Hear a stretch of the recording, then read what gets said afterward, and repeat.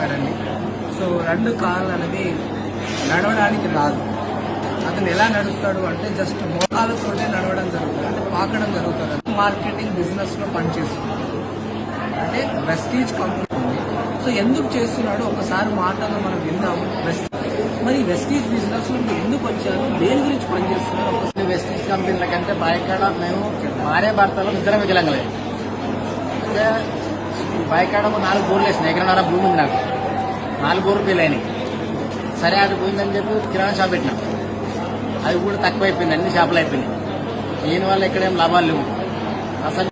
Sir మీరు ఎలా నడగలుగుతారు ఒకసారి నాకు చూపించగలుగుతారు? సో చూడండి ఫ్రెండ్స్, సార్ ఎలా నడుస్తాడో. ఇలా నడిచి ఉన్ని కూడా బిజినెస్ చేస్తున్నారు. చూడండి, ఇలా నడుచుకుంటూ వెస్టీజ్ బిజినెస్ అనేది చేస్తున్నారు. చేస్తున్నప్పుడు మీరు ఎందుకు చేయరు? మీరు ఎందుకు సాకులు చెప్తున్నారు? వెస్టీజ్ అనేది ఒక చైనీస్ సిస్టమ్,